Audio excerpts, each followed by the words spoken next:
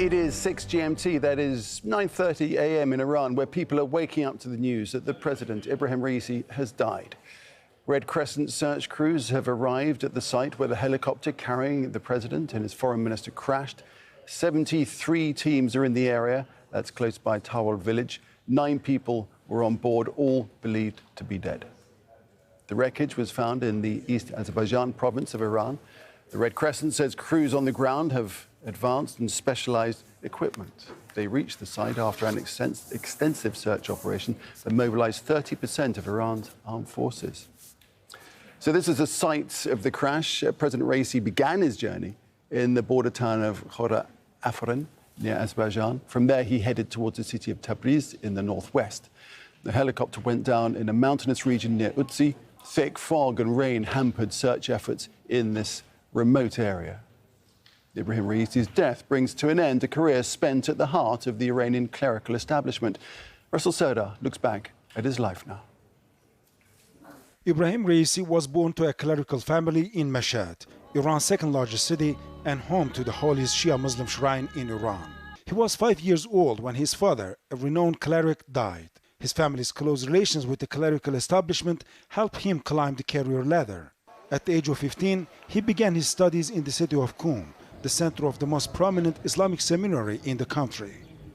Among the clerics he studied under was Iran's current supreme leader Ali Khamenei. After the revolution in 1979, Ayatollah Khamenei became Iran's president, and Raisi was appointed prosecutor of the city of Karaj at the age of 20. In 1983, he married the daughter of Ahmed Alam al-Huda, a powerful cleric and representative of Iran's supreme leader in Mashhad. 2 years later, at the age of 25, Raisi was appointed deputy prosecutor in the capital, Tehran. He was one of 4 judges who sat on secret tribunals established in 1988. Thousands of prisoners were sentenced to death and then executed. During a media conference in 2021, he was asked about his role. All I've done during my terms, always, I've moved towards defending human rights, to confront those who disrupt the rights of people and committed ISIL-like crimes or carried out anti-security actions. Ayatollah Khamenei, Raisi's main supporter, was elected as the new supreme leader in 1989, and he appointed Raisi as Tehran prosecutor. Raisi's rise through the judicial system was unprecedentedly rapid. In the following years, he became Attorney General. In 2016, the Supreme Leader named his former student Raisi custodian of Iran's wealthiest religious foundation, the Astane Quds Razavi, which managed the shrine of 8 Shia Imam Reza in Mashhad and has vast economic holdings in various sectors nationwide. Raisi ran for president in 2017, campaigning to fight corruption. He lost the race to his fellow cleric, Hassan Rouhani, but the defeat did not tarnish his image. In 2019, the Supreme Leader appointed him head of the judiciary, allowing him to strengthen his relations further across critical institutions in Iran. In 2021, Raisi again ran for president. Prior to the election, the Guardian Council disqualified several prominent reformist candidates who were Raisi's challengers.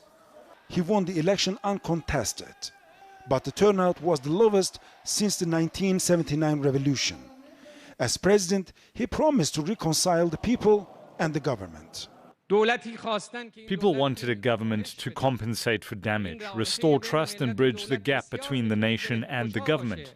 The relationship between those two can always solve many problems. But in 2022, the Islamic Republic faced the most widespread social unrest since its establishment. Nationwide protests and overseas too lasted 4 months, sparked by suspicious death in police custody of 22-year-old Mahsa Amini. She had been arrested for allegedly violating Iran's mandatory hijab headscarf law. When Raisi took office, Iran's economy was crippled by decades of Western-imposed sanctions. In 2023, Raisi's government attempted to revive the economy and put an end to the international isolation. His government normalized diplomatic relations with regional rival Saudi Arabia and strengthened ties with Russia and China, earning full membership in the Shanghai Cooperation Organization and BRICS group of countries. Despite those efforts, Iran's economy remains in crisis, and hostile relations with the West keep Iranians isolated from the international financial system. Raisi was also a member of Iran's 88-seat Assembly of Experts, which selects the supreme leader. Many believe that his growing power in the political and military establishment made him a prominent candidate to succeed Ali Khamenei. We can speak to Russell live now, standing by for us in Tehran. And Russell, so the focus now very much on bringing the remains of President Raisi and the foreign minister back to Tehran ahead of funerals, I guess. Indeed. Now the rescue teams are saying that the bodies are being taken to the vehicles, to be taken to the city of Tabriz, where President's helicopter was heading toward before being crashed. However, it's going to take time because the terrain is quite challenging there. The weather conditions are still challenging. And now they are going to be taken to the city of Tabriz. And then after Tabriz, perhaps to the capital, to Tehran. But whether the burial ceremony is going to take place in Tehran or not is not clear yet. So in 2020, when the head of the Quds forces of Iran, Qasem Soleimani, was assassinated in Baghdad, then his body has been taken to Iran, and he has been also taken to several other cities across the country, and then back to the city of Karbala in Iraq, and then finally he has been buried in the city of Kerman, where he was born.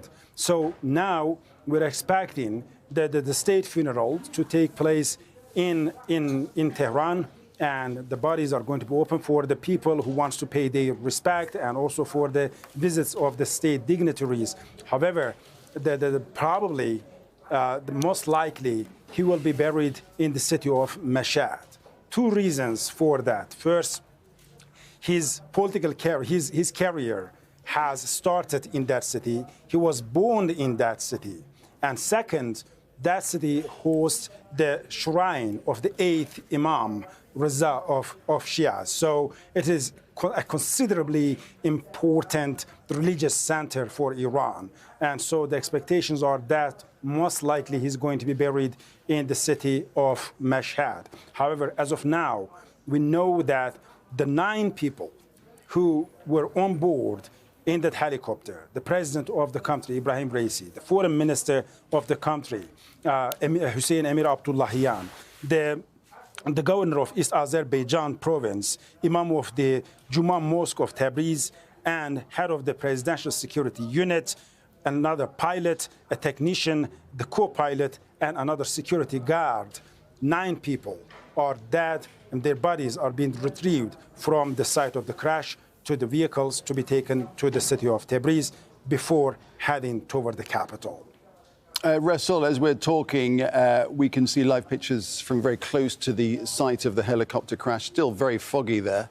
Pictures breaking up a little bit, but it's still very foggy. And I think it was a lot worse overnight when that helicopter was flying and then it seems flew into the side of the mountain. And there will be very close scrutiny of that crash site to try and figure out what happened.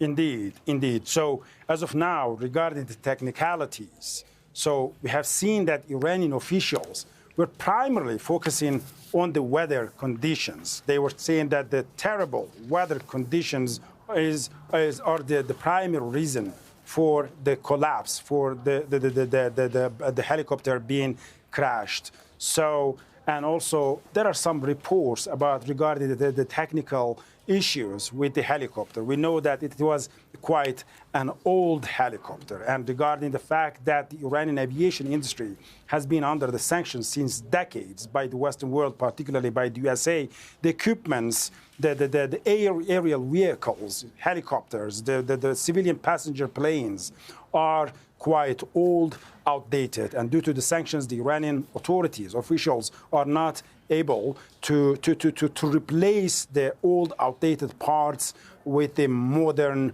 updated version. So that is also one of the primary reasons. But we have not seen so far any Iranian official embarking or embracing any conspiracy theory. They have not mentioned even a single time that whether it was a sabotage or there has been an external interference or not.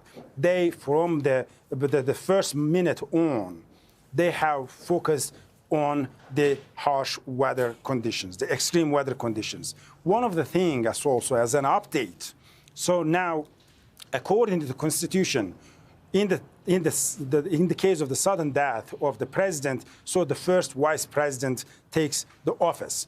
And now the Iranian authorities are saying that since yesterday, the head of the state, the supreme leader, Ali Khamenei, has already given the authority to the first vice president, Mohammad Mokhbir. So now he is officially and practically the head of the government and running the state affairs. So that is quite important because of the continuity of the state affairs.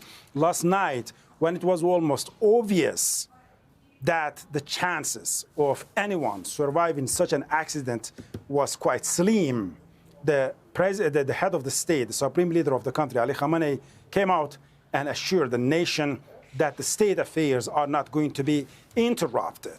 And many people have read that statement as an attempt to prepare the nation for the bad news. And now the authorities are saying that the supreme leader has already delegated, has already assigned the first vice president, Mohammad Mokhbir, to take care of the state affairs, to lead the state affairs as the head of the government. So officially and practically now, Mohammad Mokhbir is in charge of the office of the president. And according to the Constitution, in 50 days, he has to take the country to an election, and the nation is going to elect a new president after 50 days. All right, the protocol, the Constitution has been mobilized. Ressel Serda, thank you very much for that.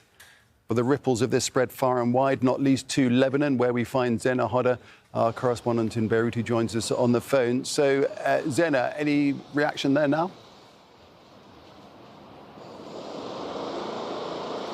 Well, Iran, of course, a country enjoying a lot of influence and sway in Lebanon. There's still no statement from the Lebanese government or Iran's ally Hezbollah. Now, Iran and Lebanon enjoy ties on the official level and on the unofficial level. Relationships have been described as brotherly, strong, but no doubt it is also because Hezbollah and its allies control political power in this country. But Raisi's death is unlikely to change this relationship. Yes, he is an important figure in the establishment, but he is not the main decision maker in Iran. It is the supreme leader, and it is also the supreme leader who dictates and sets foreign policy. And on that helicopter, another man who died, the foreign minister, a very familiar face in Lebanon, he is instrumental in implementing that foreign policy. He has visited this country numerous times in recent years, especially in recent months, since Israel's war on Gaza.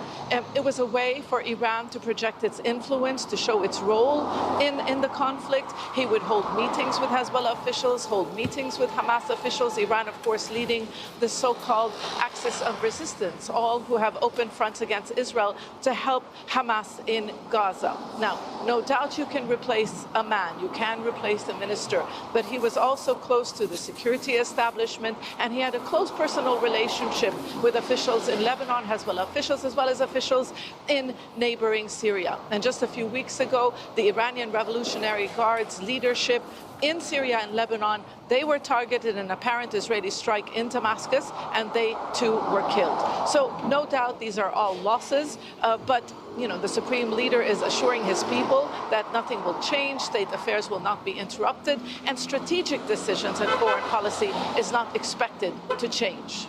Zena, what about the timing of this? Because, of course, geopolitically, the region is in a fair bit of turmoil. Yes, regional tensions, as well as tensions along the Lebanon-Israel border. Iran's ally Hezbollah engaged in an 8-month confrontation now with the Israeli army. Some have described it as a war of attrition, a low-intensity conflict, but it is steadily escalating. And, Hezbollah owes a lot of its strength, its power, even its weapons from Iran. And Hezbollah does not hide that fact. It does not shy away from that fact. So it is very important for, stability to continue in Iran. especially since, like I said, we're seeing this intensification of the conflict. If there's no deal along the border, some sort of new arrangement, then we could see a wider conflict. And it's not just that. I mean, we have the tensions just last month, the first direct confrontation between Iran and Israel, Hezbollah saying that, or indicating its willingness to engage more massively if there is a wider conflict between Iran and Israel. So it's not just what happens in Iran. This is a country that has projected its influence across the region. So everyone will be watching closely to see whether or not there's going to be a smooth transition in Iran. But most analysts will tell you that the strategic decisions, which still lies in the hands of the supreme leader, will not change. And what we could see is a more prominent role of the Iranian Revolutionary Guards in the upcoming stage. Interesting. Zaina, thanks for that. Zaina Hodder there in Beirut. Let's head to Amman now, to the Jordanian capital. Imran Khan, our correspondent, joins us there. And Imran, so shockwaves about this around the region. Will we hear anything official from Israel?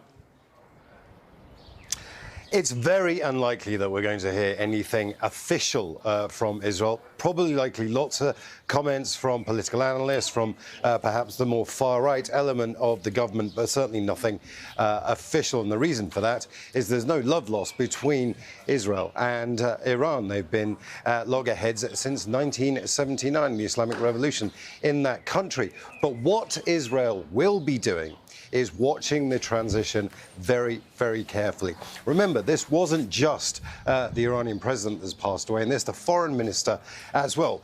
They are two key people who have been driving Iran's reactions and Iran's policy towards Israel. So Israel now is going to be taking a look at Mohammad Mufti. They'll know a lot about him. Obviously, clearly, he was the vice president. They'll be looking to see what Khamenei, the supreme leader, does, who he perhaps backs and pushes in the presidential elections, which will take place in about 50 days' time, according to the Iranian constitution. So this now for Israel is about seeing what shakes down and what they're going to have to deal with. But more importantly than that, they'll be looking to see if there's any opportunities here, whether there's a weakness here that they can exploit.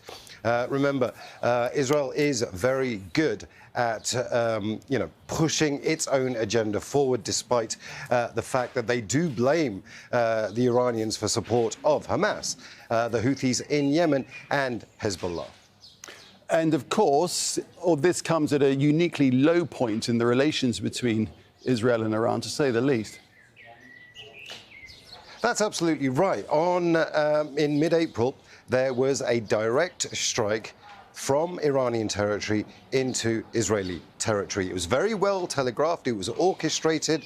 All of the drones that we use and the missiles we use were actually destroyed by Israel's rocket defense system. And that came as a result of the consulate, Iranian consulate, that was attacked in Damascus by the Israelis.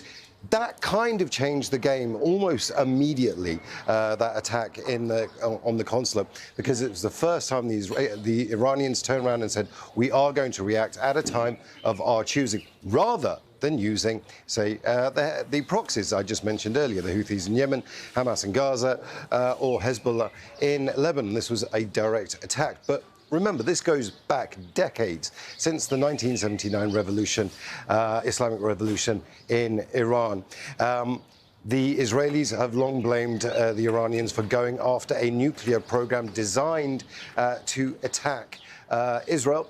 The Israelis have killed several Iranian nuclear scientists. The Iranians have actually reacted there with attacks on embassies and things like that. But it all used to take place outside of both countries, and that was the deal. But after that attack on the consulate, it all changed. So that's another reason that it won't just be the political establishment that'll be monitoring the transition very carefully. It'll be the military and the intelligence as well. Whether it's going to be a reshaping of any kind of decision-making remains to be seen. The Iranians have already been very clear that nothing will change, that it is business as usual as the caretaker government continues to be put in place. Imran, thanks for that. Imran Khan there in Amman. Thank you. to Baghdad in Iraq. Mahmoud Abdul-Wahid is standing by for us there. Mahmoud, any official reaction from the authorities there?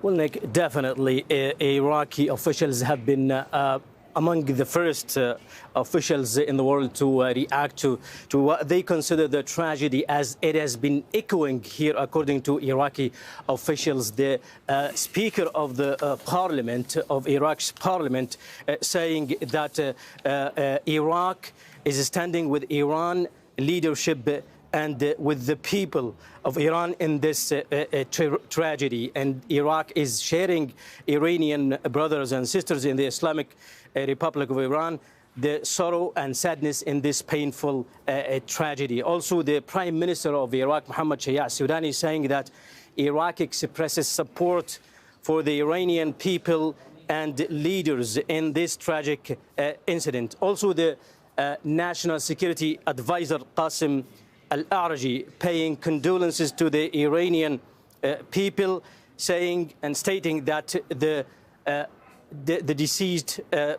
Iranian President Ibrahim Raisi and Foreign Minister Hussein Amir Abdullahian are major personalities, and they have had major rules in the stability in the region. Now, as Iraqi officials saying that the tragedy that has happened to the Iranian president and the foreign minister, along with their companions, is echoing in Iraq, because they believe that these are major figures in the Iranian establishment, the establishment that has been always a major supporter of Iraq, of Iraq's case, of Iraq's government, of Iraq's institutions. As you know, that many institutions here in Iraq, including military institutions, still look up at the supreme leader, Ayatollah Ali Khamenei, at the Iranian president and the Iranian institutions. So the tragedy, as they say, Iraqi officials say, has been echoing here in Iraq, given the fact that Iraq has been a major ally with the Iranian establishment. Mahmoud, thanks very much. Mahmoud Abdul-Wahid there in Baghdad. Well, Iran's constitution says that in the event of